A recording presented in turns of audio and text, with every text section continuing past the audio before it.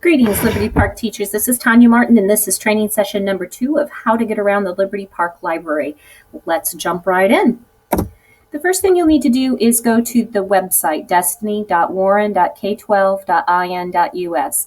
I do have this presentation. I've shared it with you, so you do have access to the written version. But for the video presentation, let's go directly to the website so you can see how it works. Now, this is a little deceiving at the very top. It says district users and the login. That's actually for the technology department if they have to work on the system. Make sure that you go to Liberty Park first. And then if you notice, it'll say Liberty Park up here, and now you can log in.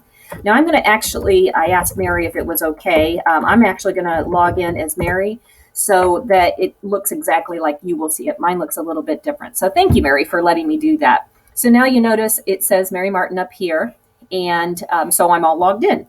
So let's go back to our presentation. And this will be the second time because, of course, the first time you come into the library, you don't have anything to return. So second and other visits to the library, you're going to check in the books yourself or have student helpers. Totally up to you.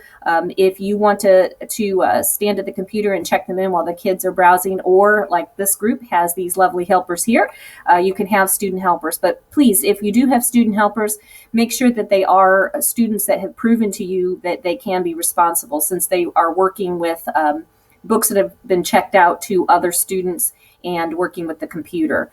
So let's go back to our circulation so you can see how that works. So I'm still logged on as Mary, and I go to circulation. It defaults to check out, and I'm going to check in. So if I want to check in a copy, then I use my scanner. It will come in, and that's how the kids will do it, is they just scan the barcodes. So that's how you'll find or stack up the books. Now let's go back to our presentation so that you can see where to stack them up. So after the kids or you have checked in all the books, if you can place them back here, you see behind this young lady, they are stacked up. You can put them in the bag, or you can just stack them up in the back. And I will make sure that they get shelved. So after you got them checked in, if you can put them there.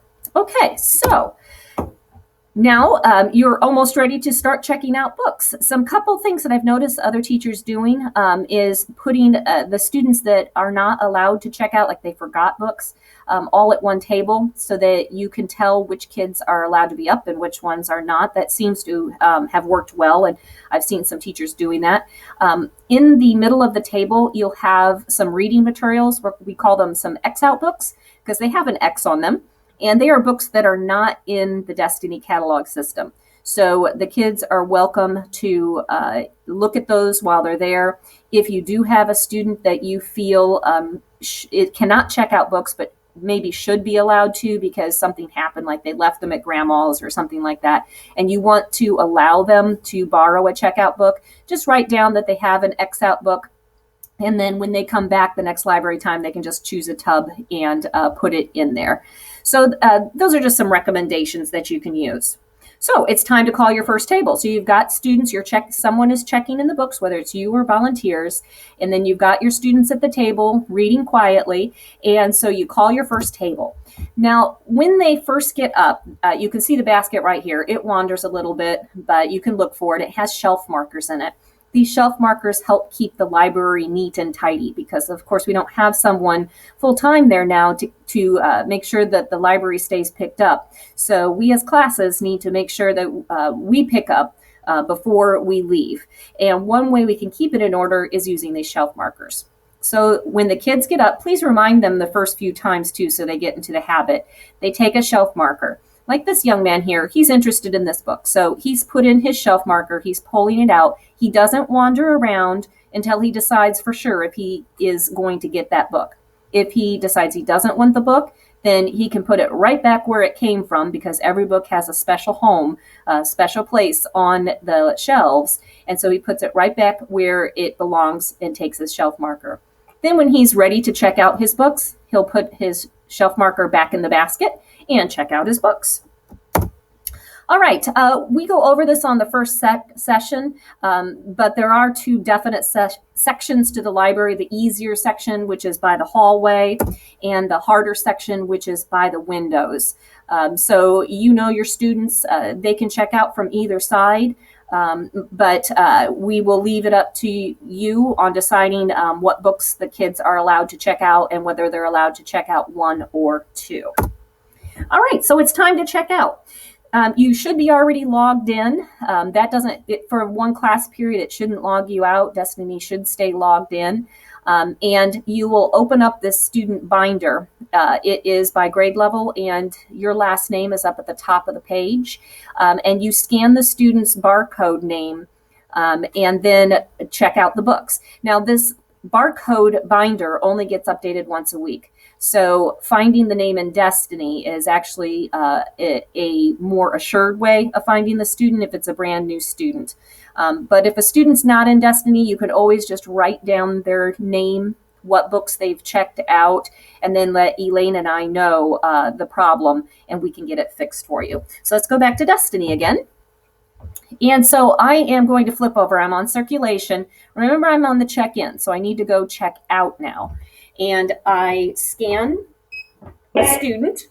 So here's Madison. Now it beeped at me because this is overdue. We're not charging for overdues. Only if a student loses or has stolen or destroys a book, that's the only time that we will need to collect money. But this particular student does have an overdue, but that's fine. You can override that. Now, if this class only allows to check one book out, then this student's done.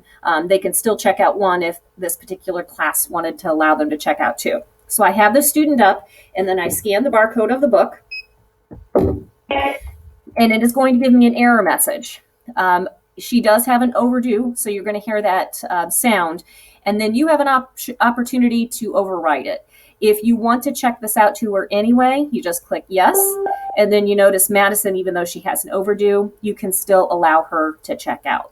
So that's basically it on checking out by patron. By homeroom, let's say you can't find a student, then you click on by homeroom. You select your name. Mary, where are you? Oh, there you are. There is, you select your homeroom name, you select patron, and if you notice now all of our students are here. This is much more up to date than this particular binder.